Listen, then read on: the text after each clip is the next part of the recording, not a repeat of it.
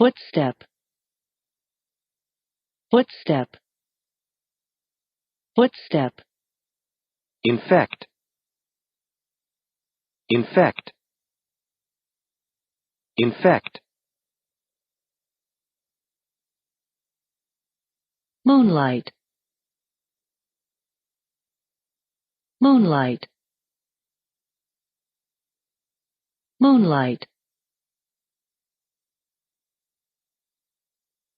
Uneven, uneven, uneven.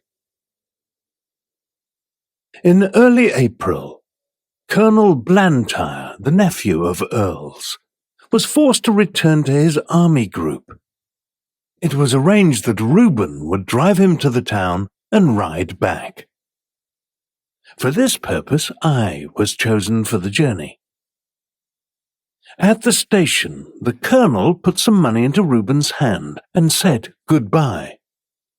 Then Reuben rode me to the White Lion.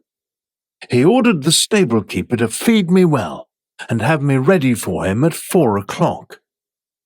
Reuben did not come into the yard till 5, and then he said he would not leave till 6, as he had met with some old friends.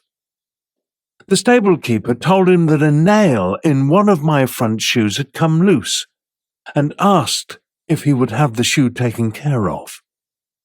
"No," said Reuben. "That will be all right till we get home." He spoke in a very loud, rude way. I thought it very unlike him not to take care of the shoe, as he used to be very careful about loose nails in our shoes. He did not come at 6, nor 7, nor 8.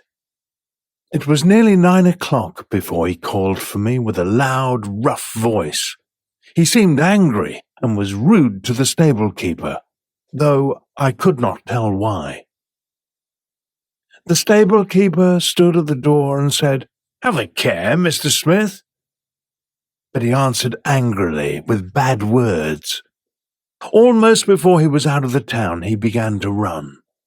He frequently gave me sharp cuts with his whip, though I was going at full speed. The moon had not yet risen, and it was very dark. The roads were uneven, having been recently repaired. Going over them at this pace, my shoe became looser, and as we neared the main road gate, it came off. Reuben should have noticed something wrong with the way I was running, but he didn't. He was too drunk. Beyond the main road there was a long piece of road where fresh stones had just been laid. No horse could be quickly driven on those large, sharp stones without any risk of danger. Over this road, with one shoe gone, I was forced to run at my top speed. Meanwhile, my rider cut into me with his whip and angrily urged me to go still faster. Of course, my foot without the shoe suffered dreadfully. The hoof was broken and split down to the flesh, and the inside was terribly cut by the sharpness of the stones. This could not go on. The pain was too great.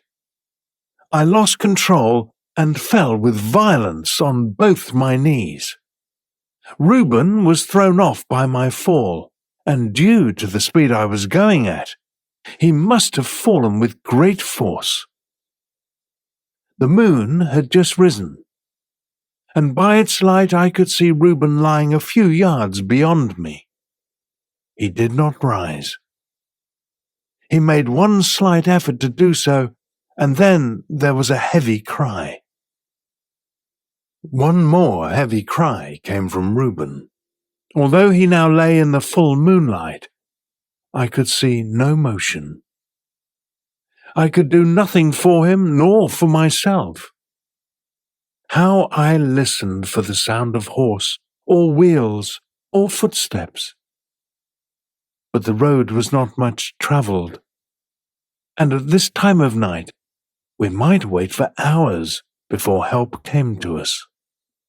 It must have been nearly midnight when I heard the sound of a horse's feet at a great distance. I hoped it might be someone coming in search of us. As the sound came nearer and nearer, I was almost sure it was Ginger's step. I cried loudly and was excited to hear an answer from Ginger and men's voices. They came slowly over the stones and stopped at the dark figure that lay upon the ground.